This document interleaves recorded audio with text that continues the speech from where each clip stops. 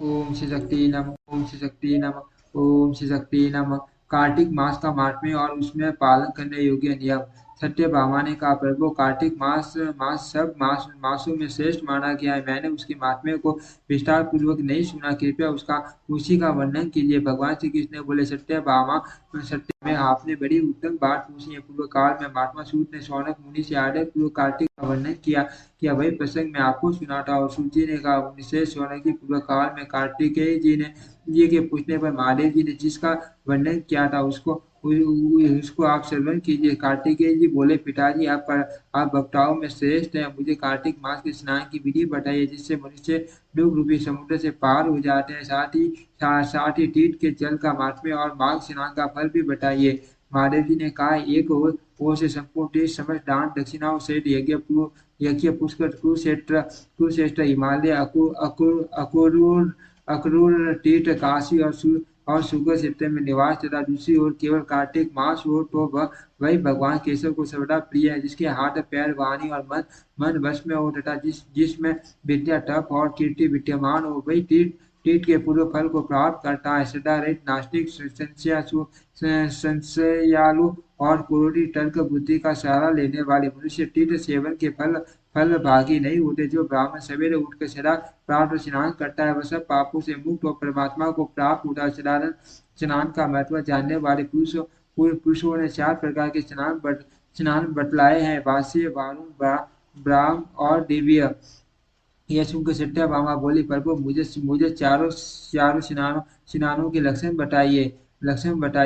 भगवान श्री कृष्ण ने कहा, प्रिय, गोडुली द्वारा किया हुआ स्नान वायव्य कहलाता है। सागर आदि जलाशयों में किए हुए स्नान को वरुण कहते हैं। आपो ही सस्ता मयो आदि ब्राह्मण मंत्रों के उच्चारण पूर्वक जो मार्जन किया जाता है, उसका नाम नाम ब्राह्म है तथा बरसाते हुए मेघ के समान और सूर्य की किरणों से शरीर की शुद्धि करना दिव्य स्नान माना गया है। सब प्रकार के स्नानों में वारुण स्नान श्रेष्ठ है। ब्राह्मण, क्षत्रिय और वैश्य मंत्रोच्चारण पूर्वक स्नान करे, परंतु सूर्य और स्त्रियों के लिए बिना मंत्र के ही स्नान का विधान। बालक, युवा, वृद्ध, पुरुष, स्त्री और नपुंसक सब लोग कार्तिक और माघ में प्राप्त स्नान की प्रशंसा करते हैं। कार्तिक में पाप का स्नान करने वाले लोग मनोवांछित फल प्राप्त करते हैं। कार्तिकेय जी बोले, पिताजी, अन्य धर्मों का भी वर्णन कीजिए, जिनका अनुष्ठान करने से मनुष्य अपने समस्त पाप धोकर देवता बन जाते हैं। महादेव जी ने कहा, बेटा, कार्तिक मास को उपस्थित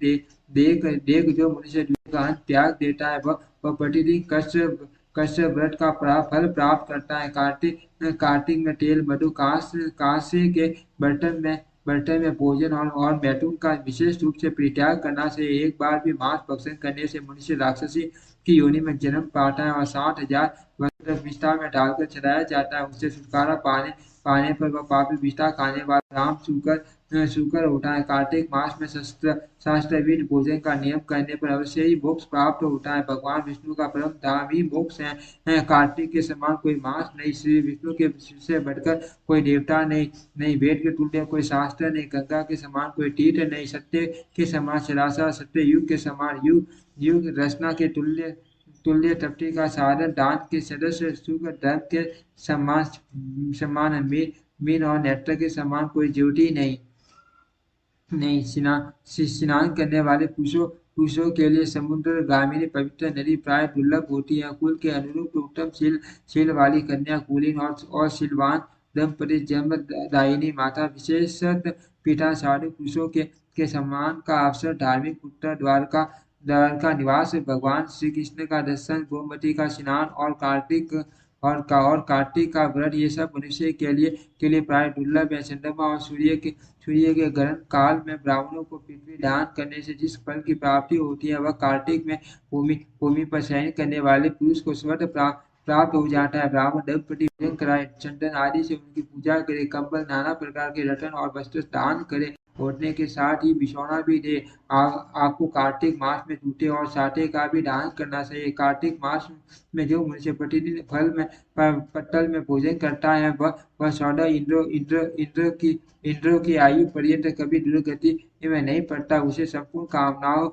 तथा समस्त तीर्थों का फल प्राप्त फल प्राप्त होता है। पलाश के पत्ते पत्ते पर भोजन करने से मनुष्य कभी नरक नहीं देखता, किंतु वह पलाश के पिछले पत्ते का अवश्य त्याग कर दे। कार्तिक में तिल का दान, नदी का स्नान स्नान स्नान, सदा साधु पुरुषों का सेवन और पलाश के पत्तों में भोजन सदा मुक्त देने वाला है। कार्तिक के महीने में मौन मौन व्रत का पालन, पलाश के पत्ते में भोजन, तिल तिल मिश्रित जल से स्नान, निरंतर क्षमा का आश्रय और पृथ्वी पर चयन करने वाला पुरुष युग के उपार्जित पापों का नाश कर डालता है।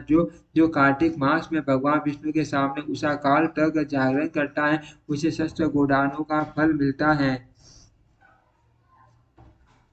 पितृ पक्ष में अन्न दान करने से तथा ज्येष्ठ और आषाढ़ मास में जल देने से मनुष्यों को जो फल मिलता है, वह कार्तिक में दूसरों का दीपक जलाने मात्र से प्राप्त हो जाता है। जो बुद्धिमान कार्तिक में मन, वाणी और क्रिया द्वारा पुष्कर तीर्थ का स्मरण करता है, उसे लाखों करोड़ों गुना पुण्य होता है। माघ मास में प्रयाग, कार्तिक में पुष्कर और वैशाख मास में अवंतीपुरी उज्जैन, ये एक युग तक उपार्जित किए हुए पापों का नाश कर डालते हैं। कार्तिक के संचार में विशेष कलि युग में वे मनुष्य धन्य है जो सदा पितरों के उद्धार के लिए श्री हरि का सेवन करते हैं। बेटा, बहुत से पिंड देने और गया में श्राद्ध आदि करने की क्या आवश्यकता है? वे मनुष्य तो हरि भजन के ही प्रभाव से पितरों का नरक से उद्धार कर देते हैं। यदि पितरों के उद्देश्य से दूध आदि के द्वारा भगवान विष्णु को स्नान कराया जाए तो वे पितर स्वर्ग में पहुंचकर कोटि कल्पों तक देवताओं के साथ निवास करते हैं। जो कमल के एक फूल से भी देवेश्वर भगवान लक्ष्मीपति का पूजन करता है, वह 1 करोड़ वर्ष तक के पापों का नाश कर देता है। देवताओं के स्वामी भगवान विष्णु कमल के एक पुष्प से भी पूजित और अभिवंदित होने पर 1060 अपराध क्षमा कर देते हैं। सदानंद, जो मुख में मस्तक पर तथा शरीर में भगवती प्रसाद पूता तुलसी को प्रसन्नता पूर्वक धारण करता है, उसे कलियुग नहीं छूटा। भगवान विष्णु को निवेदन किए हुए प्रसाद से जिसके शरीर का स्पर्श होता है, उसके पाप और व्याधियां नष्ट हो जाती हैं। शंख का जल श्री हरि को भक्ति पूर्वक अर्पण किया हुआ नैवेद्य, सर्वोदक, चंदन तथा प्रसाद स्वरूप धूप, ये हत्या का भी पाप दूर करने वाले हैं। ओम श्री शक्ति नमः। ओम श्री शक्ति नमः। ओम श्री शक्ति नमः।